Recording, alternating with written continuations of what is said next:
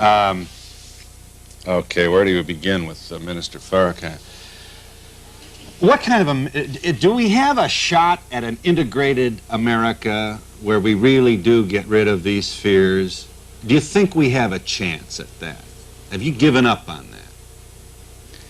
If there's justice in America for blacks, then blacks will be contented with America. If there's injustice, continued injustice and oppression, blacks will continue this disaffection with the United States. But my reading of your position is, I have the feeling that you've really given this up as a possibility, and that you're looking for a black nation with black ownership of business and black control of the financial destiny of the membership. Not at all. Separation is an ultimate solution. It is an extreme solution. However, if we can get freedom, justice, and equality within the social, political, and economic order of the United States, that would be better. So you continue to hold out the, can a white person be a member of the Nation of Islam? Your nation? There are white Muslims, yes. There are. Well, you're smiling. It hasn't always been that way. Okay, all right. If that's the case, then why are you going out of your way to, you invited Gaddafi to speak to your assembly in Chicago on closed-circuit television? Yes. And he encouraged the 400,000 black Americans who serve in the armed forces of the United States to revolt and fight the oppressor, and he'd help them, finance them with munitions? The logic... you know, is this the way we get to our promised land of integrated equality for all?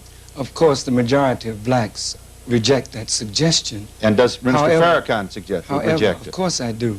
However, the logic of Mr. Gaddafi appears to be the logic of the Reagan administration, for $14 million are being asked for the Nicaraguans or to overthrow the government. If we can support Contras for the purpose of overthrowing Nicaragua, why should we be so indignant that Gaddafi would tell American blacks to support the overthrow of the American racist system? Is that your position?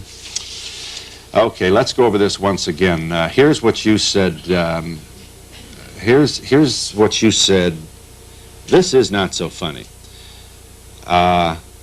Here was your statement regarding, this is perceived by most people who saw this and heard about it and read about it as a Jewish slur. Here's what you said. May we see that, David?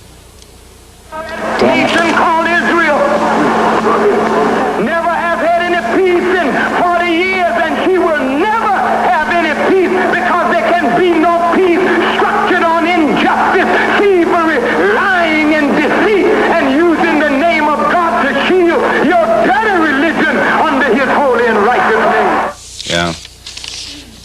Now, you're probably getting tired of explaining this. Did you say gutter religion or dirty religion? First, let me say this, that your religion is not just what you profess. Your religion is what you practice. Jesus told his disciples, be ye doers of the word, not just hearers of the word.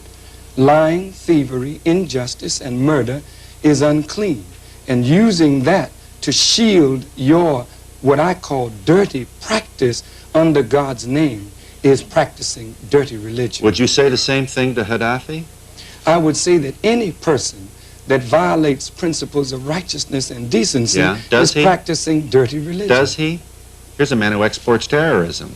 Here's a man that the president of Egypt has condemned as an exporter of a man who... Now you're going to give us a long speech about how do we know in the white press, and maybe... No, you do not see... All right. Let me say this. Terrorism, like beauty, is in the eye of the beholder. That's what Menachem Begin says. That's what the people who fought for Israel say. Menachem Begin was a terrorist, and now he's accepted as a great statesman. Well, okay, but my point is, who decides what terrorism is acceptable? You? I'm not that judge. But you certainly brought your judgment to Israel in this. I said exactly that which is truth. You cannot refute what I've said. Israel has not had any peace in 40 years.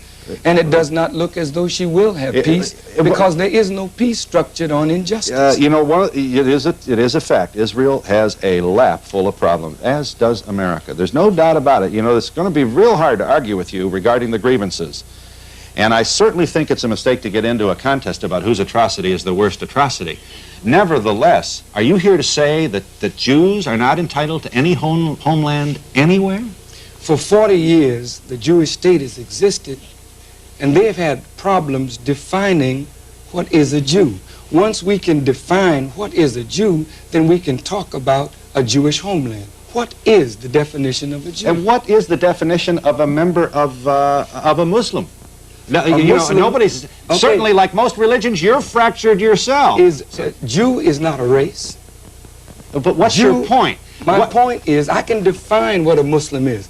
A Muslim is one who submits to do the will of God. What is a Jew? Yes, but then, from then on, we get all kinds of, just give me a second here. Defining a Muslim would, you'd get into an argument, for example, with Wallace D. Muhammad on the issue of defining a Muslim. So, my point is... I think we both would agree. Wallace D. Muhammad would agree with me that a Muslim is one who submits to do the will of God. Okay. You called Hitler a great man, and now you're going to tell us that you didn't mean great as necessarily positive? I mean, for a man who... you did say that, didn't you? You're not going to deny you said Hitler was a great... Let's put that in context. Okay. Some Jewish leaders likened me to a black Hitler. They did. I took umbrage at that remark. That's true. I said the only way you can compare me with Hitler is that Hitler rose Germany up from the ashes. We're trying to rise black people up from the ashes, but don't compare me with your wicked killers. That's what I said. So Hitler may have killed 6 million Jews, but his trains ran on time. Is that your point? Hitler is no friend of black people. If Hitler had his way, he would have killed all black people also. All right, so you condemn Hitler. I could not be laudatory of Hitler. I just made a statement of fact. Yeah, but... No, you can't call a person great and then step forward after the fact and claim that that's not that you were misunderstood. I'm very sorry, Mr. Donahue, but the Bible calls Babylon great, but Babylon wasn't good. Okay, all right. Pharaoh was great, but he wasn't good. There's something... Hitler is a great and consequential man, but not a good man. Yes. That's all.